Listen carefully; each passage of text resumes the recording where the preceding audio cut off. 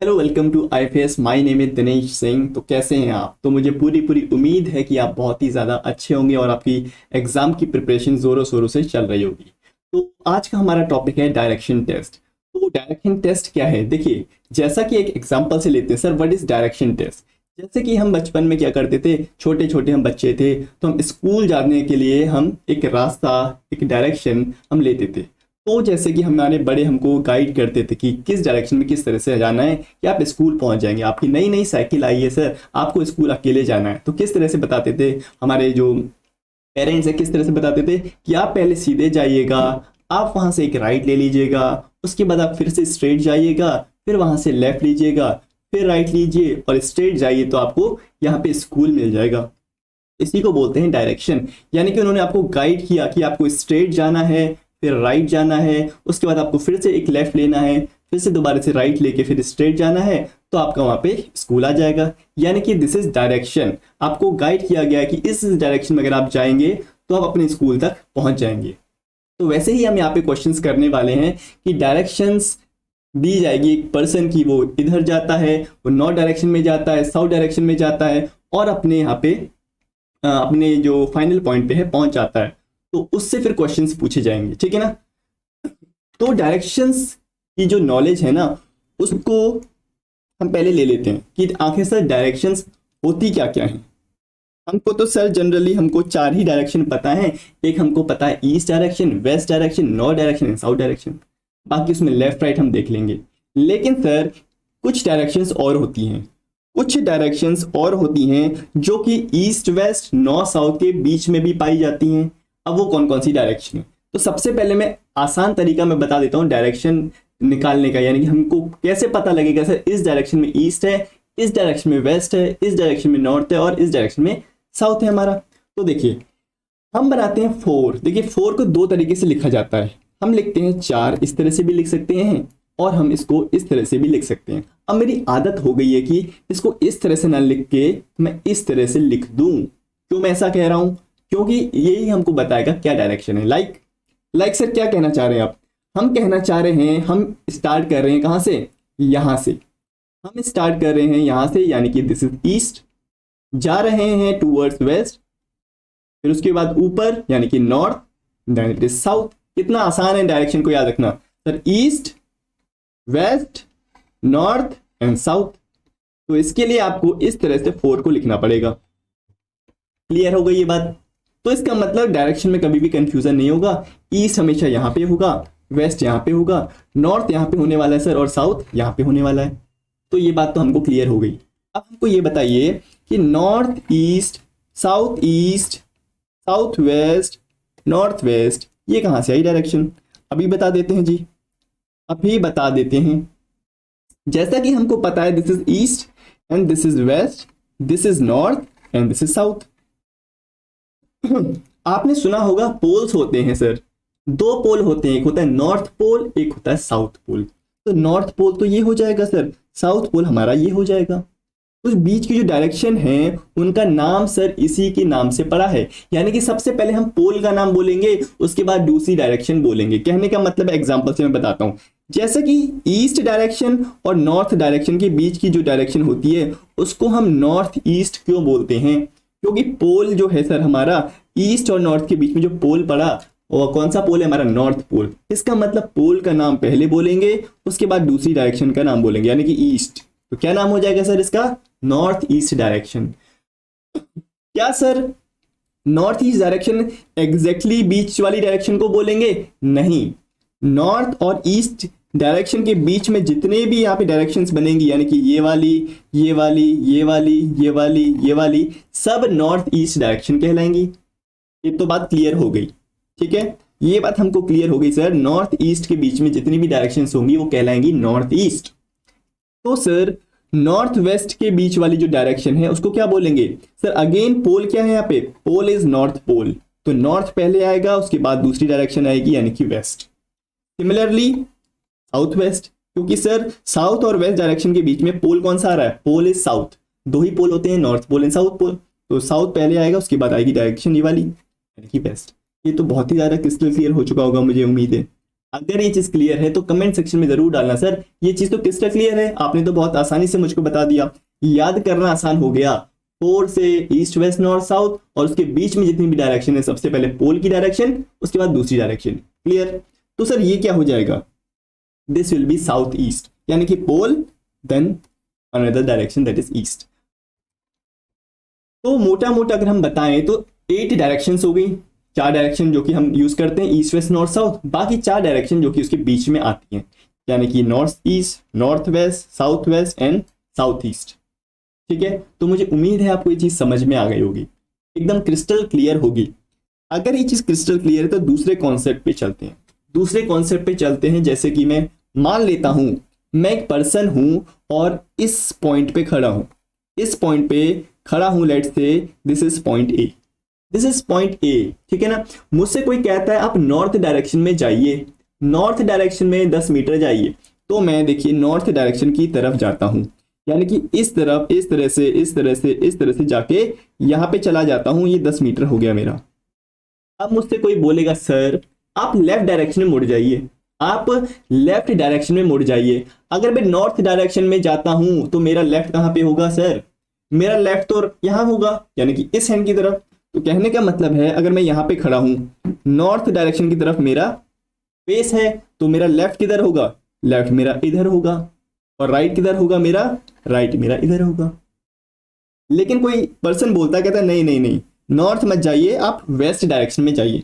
तो मैं west direction में जाता हूं, कितना, 10 मीटर, और यहां पे आके खड़ा हो जाता हूं। अब मेरा फेस है वेस्ट डायरेक्शन की तरफ, वेस्ट डायरेक्शन की तरफ मेरा फेस है। अब मुझसे कोई कहता है सर राइट साइड में जाइए, राइट हैंड पे जाइए, तो मैं बोलता हूं मेरा राइट तो इधर होगा, यानी कि मुझको इस तरफ जाना पड़ेगा। ये बात तो हमको समझ में आती है, यानी कि अगर मैं वेस्ट की तरफ फेस कर रहा हूं तो मेरा राइट हैंड कौन सा होगा, राइट हैंड मेरा ये वाला होने वाला है, तो मैं राइट डायरेक्शन में चला जाऊंगा। अगर बोला जाता आप लेफ्ट साइड जाइए तो मैं लेफ्ट हैंड की साइड पे चला जाता। सिमिलरली अगर मुझे बोला जाता ईस्ट डायरेक्शन में जाइए तो मैं इधर जाता, उसके बाद बोलते लेफ्ट जाइए तो मैं लेफ्ट डायरेक्शन की तरफ मुड़ जाता, राइट जाने को बोलते तो राइट इधर चला जाता। ये सब यूज होगा भी हम जब क्वेश्चंस करेंगे, ठीक है, तो बहुत ध्यान से सुनिएगा। तो अगर साउथ डायरेक्शन में जाते तो यहाँ पे आ जाते, लेफ्ट डायरेक्शन में जाते तो सर इस डायरेक्शन में, राइट जाना है तो इस डायरेक्शन में हमको जाना पड़ेगा। ये बात क्लियर है? इसको बोलते हैं लेफ्ट राइट डायग्राम, यानी कि हमको पता होना चाहिए कहाँ लेफ्ट है कहाँ राइट है। इसी को बोलते हैं डायरेक्शन सेंस टेस्ट, यानी कि हमें सेंस होनी चाहिए, इतनी सेंस होनी चाहिए कि सर क्या डायरेक्शन है, यहाँ पे अगर हम खड़े हैं तो हमारी क्या डायरेक्शन होगी। तो इसको जरा ध्यान से एक बार देख लीजिए, जरा इसको एक बार ध्यान से देख लीजिए, उसके बाद हम आगे बढ़ते हैं।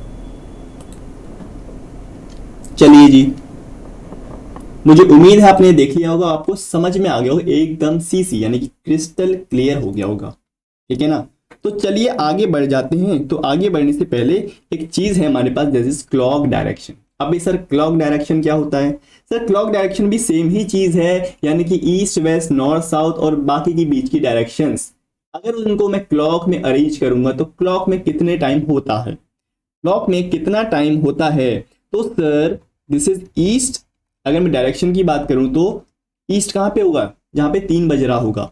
वेस्ट कहां पे होगा जी, वेस्ट होगा जहां पे 9 बज रहा होगा, जहां पे 9 बज रहा होगा। नॉर्थ यहां पे होगा, साउथ यहां पे होगा।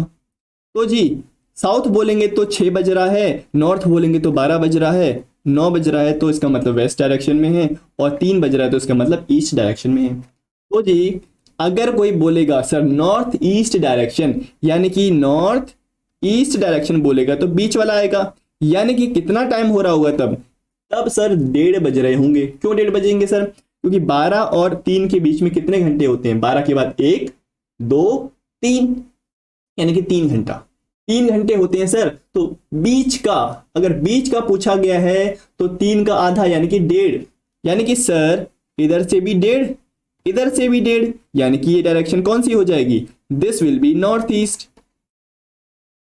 वही चीज है, कुछ नहीं है नया, नॉर्थ ईस्ट डायरेक्शन हो जाएगी। तो कितना बज रहा होगा, तब बज रहा होगा 1:30, यानी कि 1:30। अगर मैं बोलूंगा sir south east direction in the clock, clock में साउथ ईस्ट डायरेक्शन कौन सी होगी सर, जब टाइम हो रहा होगा 4:30 PM, 4:30 PM या 4:30 AM, ठीक है ना। तो 4:30 बजेगा तो क्या होगा, साउथ ईस्ट डायरेक्शन होगी, ठीक है जी। अगर 7:30 हो रहा होगा तो यहाँ पे डायरेक्शन होने वाली है सर साउथ वेस्ट। हमेशा हमेशा पोल को पहले बोला जाता है, जैसे कि साउथ, जैसे कि यहाँ पे साउथ, यहाँ पे सर नॉर्थ, और यहाँ पे कितना बच जाएगा जब 10:30 हो जाएगा तो कौन सी डायरेक्शन होगी हमारी, north west, north west direction sir यहाँ पे होने वाली है, ठीक है। एकदम क्लियर होगा आपको। अब आगे बढ़ने से पहले मैं चाहता हूं कि आपको ये चीज पता हो, क्या पता हो sir, Pythagoras theorem. Pythagoras theorem का यहाँ पे बहुत ही ज्यादा यूज होता है। जैसे कि एग्जांपल से बताता हूं, जैसे कि क्वेश्चन बोला जाएगा सर, एक पर्सन है पी, एक पर्सन है पी, वो नॉर्थ डायरेक्शन में जाता है, तो नॉर्थ डायरेक्शन तो ऊपर की तरफ होगी ना इधर। उसके बाद सर अपना राइट लेता है, राइट हैंड में जाता है, सॉरी पी से अगर सर ये नॉर्थ डायरेक्शन में जाता है तो मैं मान लेता हूं सर 6 मीटर जाता है, कितना 6 मीटर जाता है। उसके बाद राइट लेता है तो ये जाता है 8 मीटर, 8 मीटर जाता है। तो इस पॉइंट पे आके, यानी कि क्यू पॉइंट मान लेते हैं, क्यू पॉइंट पे आके रुक जाता है। तो हमसे क्वेश्चन में पूछा जाएगा कि अगर इसको दोबारा से पी पॉइंट पे जाना है, लेकिन इस बार शॉर्टेस्ट पाथ से जाएगा, क्या जाएगा, शॉर्टेस्ट पाथ से तो जाना है। तो हम सब जानते हैं शॉर्टेस्ट पाथ हमेशा क्या होता है, हाइपोटेनियस होता है, हाइपोटेनियस होता है, यानी कि पी और क्यू को हम जोड़ देंगे। तो हमसे पूछा जा रहा है कि शॉर्टेस्ट पाथ से अगर जाएगा तो उसको कितना डिस्टेंस चलना पड़ेगा। तो सर पी क्यू निकालने के लिए हमको एक तरह से पाइथागोरस थ्योरम की जरूरत पड़ेगी।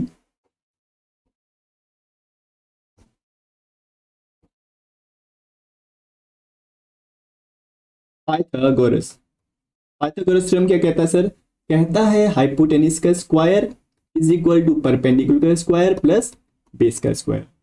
कहने का मतलब है लॉन्गेस्ट साइड का स्क्वायर इज इक्वल टू बाकी दोनों जो साइड है उनके स्क्वायर का सम कर देंगे तो हमारा आ जाएगा।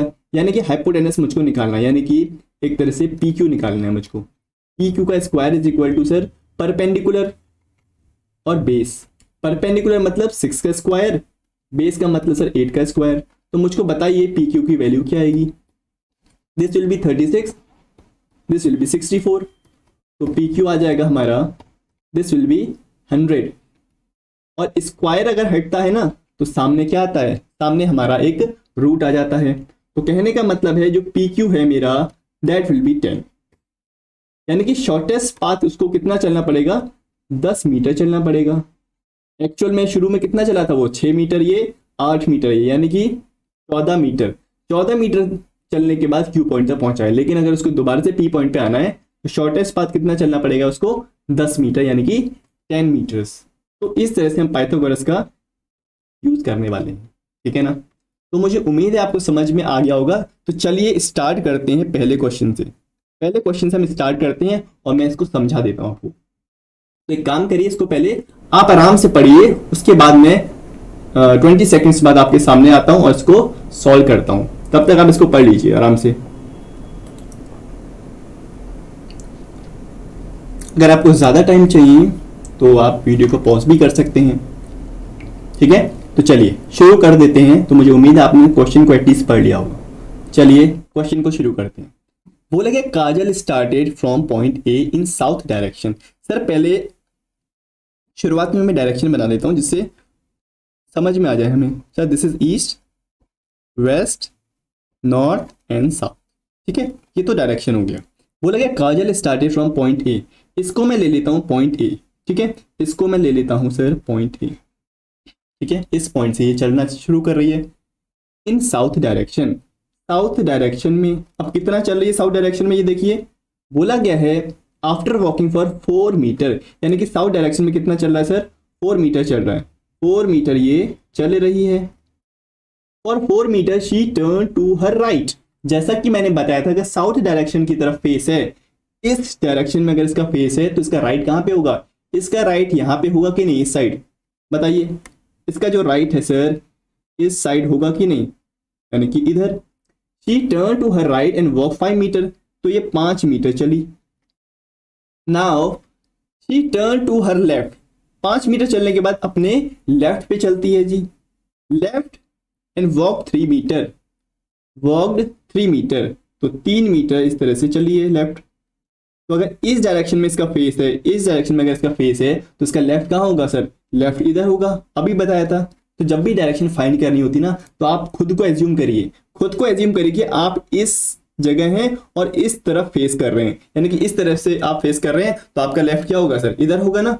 अपने आप को एज्यूम करेंगे तो डायरेक्शन सेंस के क्वेश्चन में चुटकियों में बजा के खेल लेंगे आप, चुटकियों में करेंगे क्वेश्चन को। बस आपको खुद को एज्यूम करना है उस पॉइंट पे, ठीक है ना। क्या बोला गया है? 3 metre after which she turn to her right, यानी कि 3 मीटर चलने के बाद अपने राइट पे मुड़ती है, यानी कि इस तरफ फेस है इसका, किधर? इस तरफ, साउथ की तरफ इसका फेस है, तो इसको राइट में मुड़ना है। बोला गया है she turn to her right, तो सर राइट तो इस डायरेक्शन में हो जाएगा, राइट इसका इस डायरेक्शन में हो जाएगा, ठीक है।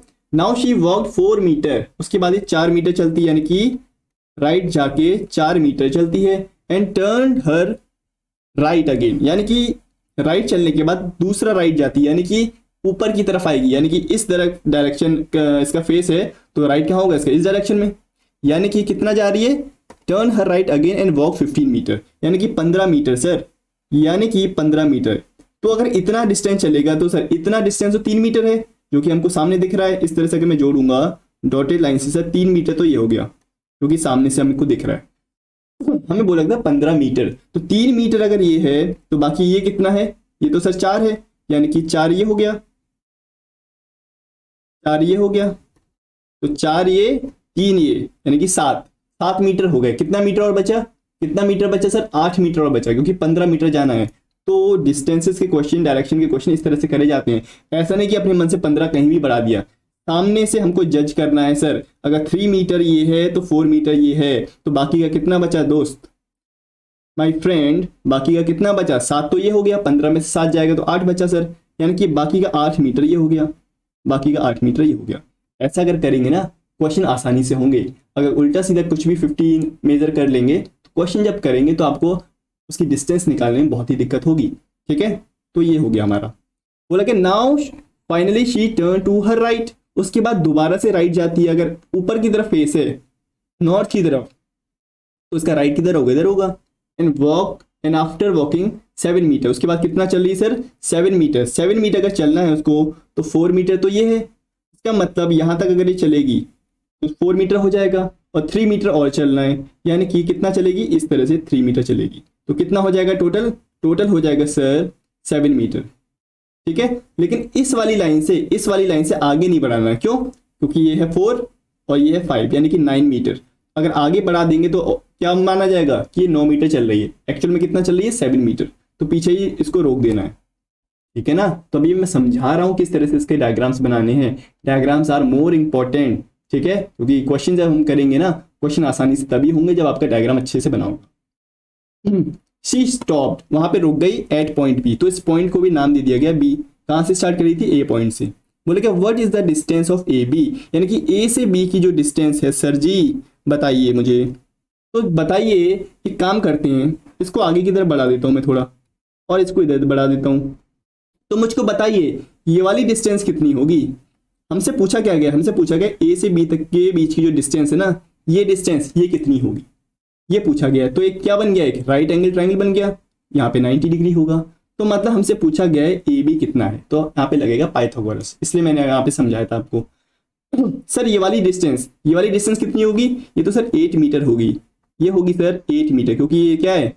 इसके इक्वल होगी सामने 8 मीटर्स। और ये वाली डिस्टेंस कितनी होगी सर? ये 4 है और ये वाली 5 है, यानी कि टोटल कितनी हो गई? 9। 9 में से 7 तो ये हो गई, तो बाकी की बची हुई कितनी होगी? 9 - 7 यानी कि 2, यानी कि 2 मीटर। क्लियर हो गया एकदम? बताइए, एकदम क्लियर हो गया? पाइथागोरस लगाने के लिए एकदम से रेडी है। हमको यहाँ पे मिल गया इसका बेस और परपेंडिकुलर, दोनों मिल गए। परपेंडिकुलर और बेस को अगर आप आपस में स्विच भी कर लोगे ना, 8 को परपेंडिकुलर, 2 को बेस, या बेस 8 को वो मान लोगे, तो भी कोई दिक्कत नहीं आएगी, ठीक है। वो चेंज हो सकते हैं किसी भी राइट एंगल ट्रायंगल में। तो चलिए जी, हमको निकालना है ए बी। ए बी क्या एक तरह से हाइपोटेनस इस वाले क्वेश्चन में। तो ए बी का स्क्वायर इज इक्वल टू 2 का स्क्वायर प्लस 8 का स्क्वायर, यानी कि परपेंडिकुलर का स्क्वायर और बेस का स्क्वायर, ठीक है। तो ए बी कितना आ जाएगा? A B will be 2 square हो जाएगा सर 4, 8 का स्क्वायर यानी कि 64। ठीक है, तो कितना हो जाएगा 68, और ए बी से अगर स्क्वायर हटेगा तो रूट आ जाएगा। इसको मुझको क्या करना है, इसको फैक्टराइज करिए, थोड़ा सा सिंप्लीफाई करते हैं। फैक्टर अगर मैं करता हूँ 68 के तो 2 से कट जाएगा, तो कितना आ जाएगा 24, 2 से काटिए 17, यानी कि 2 2 17। इससे फर्दर ये और फैक्टराइज नहीं हो सकता, यानी कि इसको मैं लिख सकता हूँ 2 इंटू 2 इंटू 17। तो स्क्वायर रूट से बाहर अगर एक 2 का पेयर जाएगा तो क्या बचेगा बाहर 2, ठीक है, एक पेयर बाहर जाएगा तो क्या बचेगा अंदर रूट 17। तो ए बी का जो आंसर है मेरा क्या आ जाएगा, A B should be 2 root 17। A B should be sir 2 root 17। बताइए ये चीज़ क्रिस्टल क्लियर हो गई, बताइए देख लीजिए आराम से। अगर ये चीज़ क्रिस्टल क्लियर हो गई ना, बहुत ही अच्छी बात है। इसका मतलब इस क्वेश्चन ने सारे हमारे कॉन्सेप्ट खोल दिए, सारी डायरेक्शन सेंस इसमें हमने सीख ली। इसको क्या करिएगा, अगर आपको नहीं समझ में आया दोबारा से शुरू से देखिए, एक एक स्टेप देखिए। तो मैं बार बार कहता हूं कि डायग्राम, डायरेक्शन सेंस में डायग्राम मैटर करता है। डायग्राम नहीं बनाएगा सही से तो हमको नहीं पता लगता यहाँ पे 8 मीटर है, ये नहीं पता लगता सर ये 2 मीटर है। आपकी 15 मीटर की लाइन अगर और आगे चली जाती या पीछे रह जाती तो क्वेश्चन आपका गलत होने के बहुत ज्यादा चांसेस रहते हैं। ठीक है, तो डायग्राम अगर बना लिया ना तो आपने विजय प्राप्त कर ली, यानी कि आप सफल हो जाएंगे इसको करने में। इसके क्वेश्चन आप चुटकियों में करना शुरू कर देंगे अगर आपको डायग्राम बनाना आ गया। चलिए, तो मैं मानता हूं आपको समझ में आ गया। तो आपको अगर सच में समझ में आ गया क्वेश्चन तो जल्दी से कमेंट सेक्शन में बोल दीजिए सर ये तो मुझे क्रिस्टल क्लियर हो गया, आपने समझाया और मुझे क्लियर हो गया। और अगर नहीं क्लियर हुआ तब भी मुझे कमेंट सेक्शन में बताइए। ठीक है, तो अगले क्वेश्चन पे हम चलते हैं, आगे वाले क्वेश्चन पे हम चलते हैं बिना किसी देरी के जी। देखिए इस क्वेश्चन को जरा पढ़ लीजिए एक सेकेंड, और उसके बाद हम इस क्वेश्चन को करेंगे। बहुत ही आसान चीज है, बहुत ही आसान क्वेश्चन पूछा गया है। ठीक है, आज हम केवल बेसिक क्वेश्चंस करेंगे, उसके बाद हम लेक्चर 2 और लेक्चर 3 जो कि हमारा डायरेक्शन सेंस का है। बाकी जो हमारे लेक्चर्स है ना, इससे पहले मैंने आपको पढ़ाया था ब्लड रिलेशंस, तो ब्लड रिलेशन की मैंने यहाँ पे 3 क्लासेस ली थी आपकी। जब हम स्टार्ट करते हैं ना किसी टॉपिक को तो सबसे पहले उसके कॉन्सेप्ट और बेसिक्स क्वेश्चंस करते हैं, उसके सेकंड लेक्चर में थोड़ा हायर हम अपग्रेड करते हैं, यानी कि थोड़े क्वेश्चन का हाई लेवल लेते हैं, उसके बाद फिर से हाई लेवल लेते हैं। तो हमेशा हम चलते हैं 0 से। तो आज है सर हमारी क्लास 0 की, यानी कि बेसिक कॉन्सेप्ट की क्लास है। कल जो होगा यानी कि जो नेक्स्ट लेक्चर होगा मेरा, वो क्या होगा हमारा, वो होगा हमारा थोड़ा सा हायर यानी कि अपग्रेड वर्जन। उसके बाद थर्ड क्लास और अपग्रेड वर्जन, यानी कि वैरायटीज ऑफ क्वेश्चन आपको देखने को मिलेंगे। ठीक है ना, चलिए क्वेश्चन में क्या बोला गया है, बोला गया boy is facing south direction. Sir question की प्रैक्टिस करेंगे तो डायरेक्शन में दिक्कत नहीं आएगी sir, east west north south. देखिए साउथ डायरेक्शन में फेस कर रहा है यानी कि इस डायरेक्शन में उसका मुंह है, इस डायरेक्शन में कर रहा है यानी कि साउथ। बोला गया ही turns 60 degree in anti clockwise direction. Sir हमको पता है क्लॉक ये है, तो क्लॉक किस तरह से चलती है, क्लॉक इस डायरेक्शन में चलती है, यानी कि 12 1 2 3 4 5 6 इस डायरेक्शन में चलती है क्लॉक। लेकिन ये बोल रहा है एंटी क्लॉक यानी कि क्लॉक की अपोजिट डायरेक्शन में। तो सर अगर मैं इस तरह से लाइन बना लेता हूं तो अगर साउथ की तरफ फेस कर रहा है तो ये वाला कौन सी डायरेक्शन है, ईस्ट डायरेक्शन है। कहने का मतलब है ईस्ट डायरेक्शन और साउथ डायरेक्शन के बीच में जो एंगल होता है दैट इज 90 डिग्री। ये तो हमको पता है सर, 90 डिग्री यहाँ पे होगा, 90 डिग्री यहाँ पे होगा, 90 यहाँ पे होगा, 90 यहाँ पे होगा। सबको प्लस करके क्या बन जाएगा सर, एक सर्कल यानी कि 360 डिग्री। क्लियर। तो बोल रहा है साउथ डायरेक्शन में फेस कर रहा है और एंटी क्लॉकवाइज 60 डिग्री जा रहा है। तो 60 डिग्री एंटी क्लॉकवाइज कहाँ पे जाएगा सर, यानी कि इस डायरेक्शन में जाएगा। तो 60 डिग्री बना दीजिए, मान लेते हैं 60 डिग्री ये, मान लेते हैं 60 डिग्री ये है। तो अब उसका जो फेस है सर, फेस यहाँ पे है। अब क्या बोला जा रहा है, and then 120 degree in clockwise direction. एक बार एंटी क्लॉकवाइज जाने के बाद 60 डिग्री एंटी क्लॉकवाइज जाने के बाद अब ये क्लॉकवाइज डायरेक्शन जाता है। अब क्लॉकवाइज डायरेक्शन कौन सी होगी, ये वाली होगी, यानी कि 60 तो इधर गया था तो 120 अब इधर जाना है, यानी कि 60 तो ये चलेगा ऑलरेडी जो पहले चला था, तो दोबारा से उसी पोजीशन पे आ जाएगा। और उस पोजीशन से अगला 60 चलेगा तो इधर, यानी कि सर जी ये इस डायरेक्शन में आ जाएगा। तो फाइनल उसकी जो डायरेक्शन हो जाएगी that will be this, that will be this. तो समझ में आ गया, तो ये हो जाएगा यानी कि इस डायरेक्शन में अब उसका फाइनल फेस होगा। तो क्या बोला गया है, in which direction is he facing, यानी कि किस डायरेक्शन में उसका फेस है सर। तो अगर मैं इसमें बनाऊं, पहले वो इधर गया तो उसके बाद वो फाइनली इधर गया, यानी कि कौन सी डायरेक्शन है ये वाली, ये होती सर साउथ वेस्ट। तो मैंने बोला था साउथ वेस्ट डायरेक्शन कौन सी होगी, इन दोनों डायरेक्शन के बीच में कहीं भी डायरेक्शन होगी तो उसको हम साउथ वेस्ट ही बोलेंगे। तो यानी कि this will be south west, south west direction. तो ये चीज आपको क्रिस्टल क्लियर हुई कि नहीं, बताइए। डायरेक्शन सेंस यानी कि साउथ वेस्ट डायरेक्शन में इसका फाइनली फेस होगा। ठीक है, तो मुझे उम्मीद है आपको समझ में आ गया होगा। तो अगले क्वेश्चन की तरफ बढ़ते हैं। इसमें इतना कुछ था नहीं खास, बट हमको समझना था क्वेश्चन। चलिए, इसके लिए मैं आपको टाइम देता हूँ 15 सेकेंड्स का, तो इसको पढ़िए और फिर हम इसका क्वेश्चन का सॉल्यूशन करते हैं। ठीक है, चलिए करिए।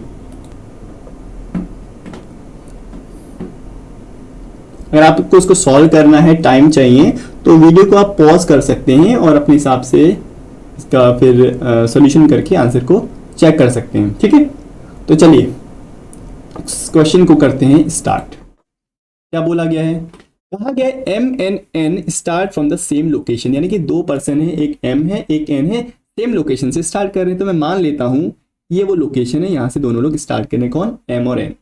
अब क्या बोला गया है, M travels 10 kilometre east. Sir ji, this is east, west, north and this is south. Clear. बोला गया है एम ट्रेवल 10 किलोमीटर ईस्ट, यानी कि ईस्ट डायरेक्शन में जाता है कौन, M. This is M, east direction में जा रहा है कितना, 10 किलोमीटर। केवल 10 लिखिए, ठीक है, क्योंकि सब कुछ किलोमीटर्स में ही है। East and then 10 kilometre north east. Sir यहाँ पे पहुंच गया वो 10 किलोमीटर ईस्ट जाने के बाद, उसके बाद बोल गए इस पॉइंट से north east direction. North east कहाँ पे सर, नॉर्थ ईस्ट डायरेक्शन ये वाली डायरेक्शन होती है। तो सर जी नॉर्थ ईस्ट डायरेक्शन इस तरह से हो जाएगा, कितना जा रहा है, 10 किलोमीटर, 10 किलोमीटर। बोले कि एन ट्रेवल, यानी कि यहाँ पे आके वो रुक गया होगा। उसके बारे में बात कर रहा है, अब किसके बारे में बात कर रहा है, एन के बारे में। एन को हम रेड लाइन से शो कर देते हैं। एन यहां से चलेगा, एन ट्रेवल्स 5 किलोमीटर साउथ। तो साउथ तो नीचे हो गया, कितना, 5 किलोमीटर। तो इस बात का ध्यान देना है कि 10 को अगर आपने इतना बड़ा बनाया है तो 5 को थोड़ा सा हाफ बनाइए उसका। ठीक है, तो इतना थोड़ा सा अपने हिसाब से चल के चलिए, ऐसा नहीं कि 10 को इतना बनाया तो 5 को लंबा बना देंगे। तो क्वेश्चन जब हम करेंगे तो थोड़ी हमें दिक्कत हो जाएगी, तो थोड़ा सा इस चीज़ का ध्यान देना है। तो एन कहाँ से चला है, एन भी यहीं से चला है, और कितना चला है सर, 5 किलोमीटर चला है in south direction. Clear. And then 4 kilometre south east. तो साउथ ईस्ट कहाँ है, साउथ ये है, ईस्ट यहाँ है, यानी कि इस डायरेक्शन में चला है, यानी कि इस डायरेक्शन में इस तरह से गया है। कितना गया है, 4 किलोमीटर गया। ये तो सर मैंने थोड़ा बड़ा कर दिया है, 4 किलोमीटर गया, यानी कि इतना, इस तरह से 4 किलोमीटर गया है। तो यहाँ पे आगे रुक जाएगा। What is the shortest distance in kilometer between M and N in the end of their travel? यानी कि M कहाँ पे है, M की पोजीशन ये है और N की पोजीशन ये है। तो इन दोनों के बीच के जो शॉर्टेस्ट डिस्टेंस है जी, वो हमसे पूछा है। तो इस क्वेश्चन को किस तरह से किया जाएगा, ध्यान से देखना। सर इसको थोड़ा सा इस तरह से बढ़ाइए, इस तरह से बढ़ाइए और इसको नीचे की तरफ बढ़ाइए। तो ये क्या बन गया, रेक्टेंगल बन गया, जिसकी लेंथ कितनी है 10 और ब्रेथ कितनी है 5। और इसको भी थोड़ा बनाइए कुछ, इसको क्या बनाएंगे, ध्यान से देखिए। इसको जरा पहले नीचे बढ़ाइए, इसको जरा नीचे की तरफ बढ़ाइए इस तरह से, और इसको इधर बढ़ाइए और थोड़ा इसको इधर बढ़ाइए। तो इस तरह से ट्रायंगल फॉर्म करिए, तब हमको समझ में आएगा आखिर क्वेश्चन में क्या बोला गया है। हमको शॉर्टेस्ट डिस्टेंस निकालनी इन दोनों के बीच की। इन दोनों के बीच की शॉर्टेस्ट डिस्टेंस निकालने के लिए हमको क्या चाहिए होगा सर, सबसे पहले तो इनको एक लाइन से जोड़िए। डिफरेंट कलर से मैं जोड़ देता हूं तो आपको और ज़्यादा साफ साफ दिखेगा। देखना जरा ध्यान से। तो शॉर्टेस्ट पाथ कह रहा है what is the shortest distance between M and N at the end of their travel, यानी कि दिस, यानी कि सर दिस, ये पूछा गया, यानी कि हाइपोटेनस। थोड़ा सा और सही बनाता हूँ इसको मैं, इस तरह से ये पूछा गया सर। तो अगर ये पूछा गया क्यों ना मैं यहाँ पे एक राइट एंगल ट्रायंगल फॉर्म कर दूं इस तरह से। तो अगर मुझे ये डिस्टेंस पूछा है, इसको मैं ए बोल देता हूँ, इसको मैं बी बोल देता हूँ। तो ए बी मुझसे पूछा गया है what will be the A B distance क्या होगा। तो उसके लिए सबसे पहले मुझको ये पता होना चाहिए, ये कितना है और ये पता होना चाहिए। तो जरा ध्यान से देखना जी ध्यान से देखना, ये कितना है 5, क्योंकि ये कितना है, ये सामने 5 है तो ये भी 5 होगा। तो बेस कितना हो जाएगा सर, बेस हमको यहाँ पे निकालना पड़ेगा, अभी हम निकाल लेते हैं। और हमको 10 क्या दे रखा था, ये 10 तो ये था सर, 10 ये था और जिसमें से हमारा 4 ये था, ठीक है। तो इसको देखिए जरा, 10 अगर ये है सर और 4 हमारा ये है, हमको निकालना है दिस डिस्टेंस। ये डिस्टेंस निकालने के लिए हमको ये चीज़ पता होनी चाहिए और हमको ये पूरा हमको डिस्टेंस पता होना चाहिए, जिसमें से 5 तो हमको पता है, बाकी का डिस्टेंस हमको कौन कौन सा नहीं पता है। ये वाला डिस्टेंस नहीं पता है, यहाँ तक तो पता है, ये वाला डिस्टेंस हमको नहीं पता है और ये वाला डिस्टेंस हमको नहीं पता है। ये दोनों डिस्टेंस निकालने पड़ेंगे जी और हमको यहाँ पे इसका बेस निकालना पड़ेगा। तो जरा इसको ध्यान से देखिए एक बार जरा, तो जरा इसको सोचिए, तो जरा सर इसको सोचिए क्या इसका यहाँ पे सॉल्यूशन हो सकता है, ठीक है। चलिए मैं बता देता हूँ, ठीक है। तो मैं इसको बता देता हूँ जी। देखिए जी, अगर मुझको सर ये वाली डिस्टेंस चाहिए, अगर मुझको ये वाली डिस्टेंस चाहिए, इसके लिए मुझको इसका हाइपोटेनस पता है ना। तो सर ये एंगल कितना होगा, सर ये एंगल तो 45 होगा, क्योंकि ये क्या है, एक राइट एंगल ट्राइंगल है और हमको क्या डायरेक्शन में बोली गई थी सर, नॉर्थ ईस्ट डायरेक्शन बोली गई। यानी कि ये कितना एंगल होगा, 45 डिग्री होगा। ये एंगल कितना होगा सर जी, 45 डिग्री होगा। जब भी क्वेश्चन में इस तरह से क्वेश्चन होता है कि नॉर्थ ईस्ट डायरेक्शन है तो उसको 45 डिग्री लेते हैं। इन क्वेश्चंस में हम क्या लेते हैं सर, क्या एज्यूम करते हैं कि 45 डिग्री है, क्योंकि नॉर्थ और ईस्ट के बीच में एंगल कितना है सर जी, 90 डिग्री। तो नॉर्थ ईस्ट डायरेक्शन क्या होगी, दिस विल बी 45 डिग्री।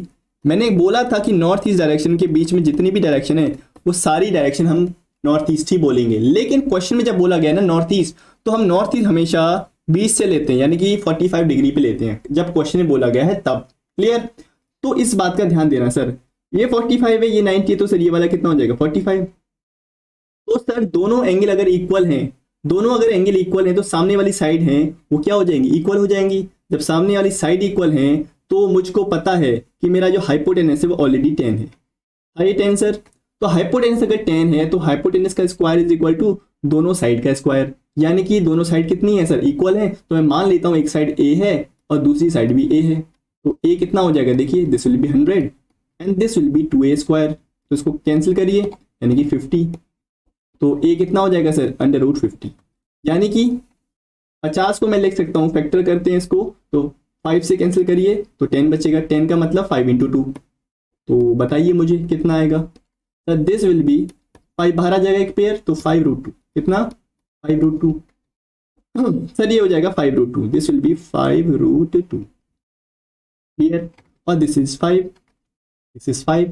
तो मुझको ये बताइए सर ये कितना होगा, ये भी निकालना तो बहुत आसान है, क्योंकि ये 90 डिग्री है जी, ये हाइपोटेनस है मेरा 4, तो ये 45 हो जाएगा, ये भी 45 हो जाएगा, क्योंकि क्या डायरेक्शन बोली थी हमसे बोला गया था साउथ ईस्ट, तो साउथ ईस्ट है तो ये भी कितना हो जाएगा मेरा 45। ठीक है, एक सेकेंड, आपको छुप रहा होगा, अब क्लियरली विजिबल होगा ना। ठीक है, तो कहने का मतलब इसको मैं बी मान लेता हूँ, तो सर ये भी बी हो जाएगा, क्योंकि 45 ये भी है 45 ये भी है, तो अपोजिट जो साइड्स है वो भी इक्वल होती हैं। आपको ये प्रॉपर्टी है तो पता होगी ना कि अगर कोई दो एंगल इक्वल होते हैं ट्राइंगल में तो उसके अपोजिट साइड्स क्या होती है, इक्वल। यानी कि हाइपोटेनस कितना है इसमें 4, तो 4 का square is equal to B का स्क्वायर प्लस बी का स्क्वायर।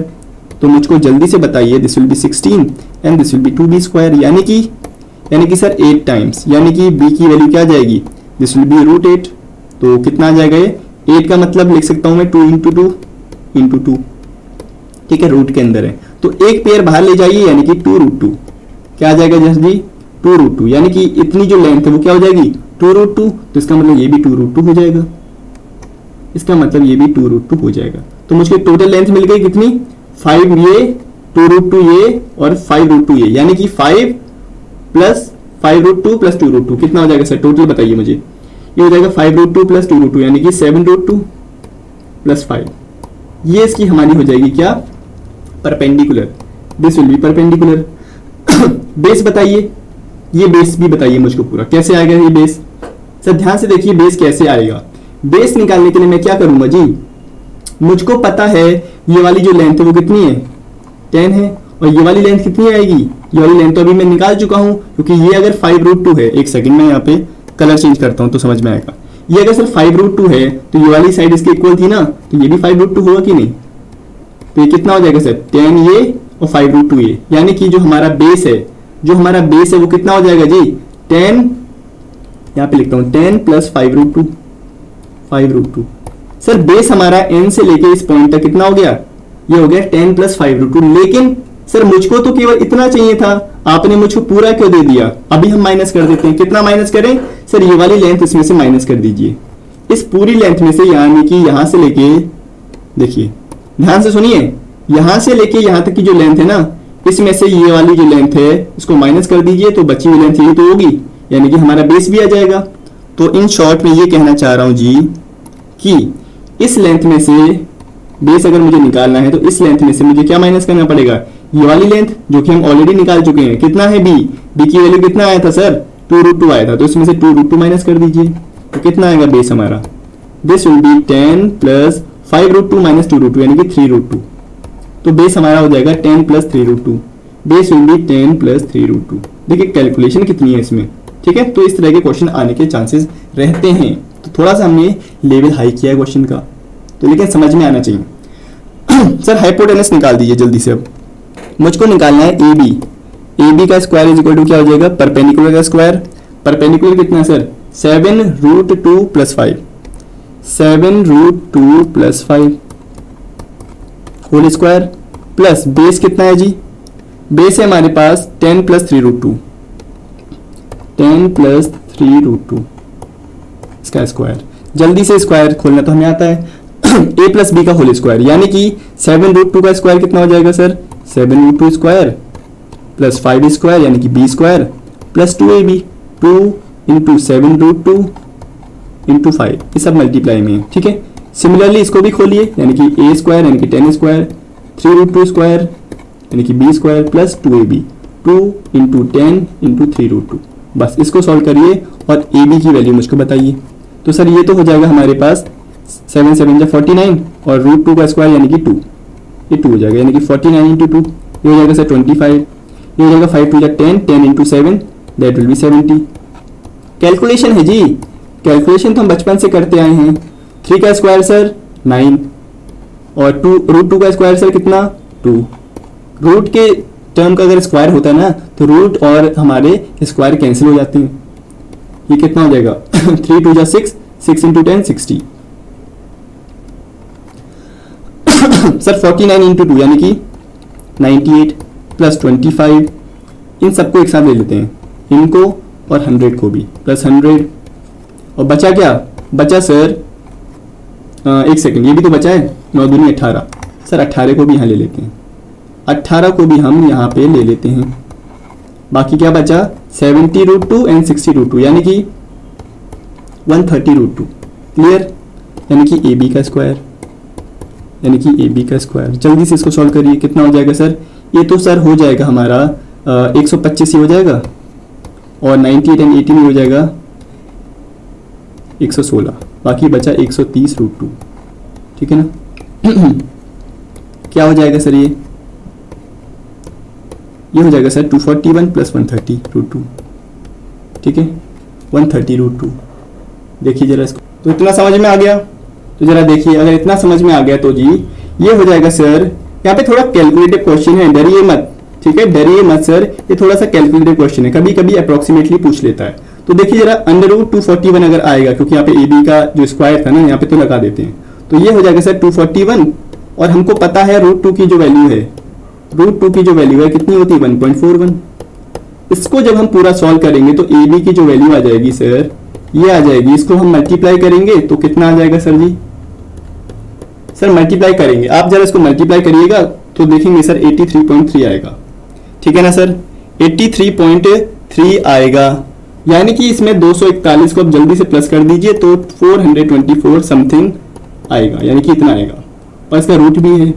तो अगर आपको अप्रोक्सीमेटली रूट निकालना आता है, यानी कि अगर आपको सर अप्रोक्सीमेटली रूट निकालना आता है तो इसका आंसर हो जाएगा 20.6 समथिंग, 20.6 समथिंग इसका आंसर आएगा। तो किस में आएगा देखते हैं, मीटर्स में आ रहा है क्या, क्या सर ये मीटर्स में है, बिल्कुल नहीं किलोमीटर्स में है, किलोमीटर्स में आएगा, ठीक है। तो अप्रोक्सीमेशन वाले आंसर क्वेश्चंस आ सकते हैं, यानी कि 20.6 सर ये वाला ऑप्शन है 20.6, हमने एक पेज तक निकाला है केवल, ठीक है, तो 61 करीब आएगा। तो इस चीज का ध्यान देना सर, ये जो कैलकुलेशंस है ना, मैं आगे की क्लासेस में आपको बताऊंगा किस तरह से कैलकुलेशंस होती हैं। ठीक है, तो जो हमारे शोभिक सर हैं वो यहाँ पे कैलकुलेशन आपको बताएंगे कि मैथमेटिक्स में किस तरह से अप्रोक्सीमेटली कैलकुलेशन करी जाती है। मैं भी यहाँ पे क्लासेस लूंगा आगे, तो मैं बताऊंगा किस तरह से कैलकुलेशन करी जाती है। तो मैं कैलकुलेशन वाला पार्ट अभी के लिए छोड़ देता हूँ समझाने के लिए कि किस तरह से हमने किया। बाकी हमने जिस तरह से जो समझने वाली चीज है वो ये चीज है, क्या क्वेश्चन को किस तरह से अभी किया जाता है और सॉल्व किस तरह से करेंगे, और बाकी जो अप्रोक्सीमेशन वाला पार्ट है हम बाकी किसी क्लासेस में लेंगे। मेन चीज है कॉन्सेप्ट समझना। ठीक है, तो चलिए आगे बढ़ते हैं इस क्वेश्चन पे। तो मैं चाहता हूं इस क्वेश्चन को आप क्या करें, स्क्रीनशॉट ले लीजिए या इसको पॉज करके सॉल्व करिए और मुझे कमेंट सेक्शन में मुझको बताइए इसका आंसर, क्योंकि ये मैं देता हूं एक क्वेश्चन होमवर्क के लिए, जिससे आपको समझ में आए कि सर किस तरह से इस क्वेश्चन को करेंगे। तो ये होमवर्क मान के आप इसको करिए और मुझे कमेंट सेक्शन में इसका आंसर जरूर बताइएगा। ठीक है ना, तो चलिए वीडियो को और ज्यादा बड़ा नहीं करते हैं, ऑलरेडी मुझको पता है आपने काफी कॉन्सेप्ट यहाँ पे सीख लिए हैं। ठीक है ना, तो चलिए इसी के साथ इस वीडियो को हम करते हैं यहाँ पे the end. And thank you so much कि आपने यहाँ पे इस लेक्चर को आपने देखा और कुछ नया समझा। ठीक है, इस तरह से हम वीडियो को जो सीरीज हम लाते रहेंगे और आप इसको एंजॉय करते रहिए। ठीक है, thank you, happy learning and have a great day. Thank you.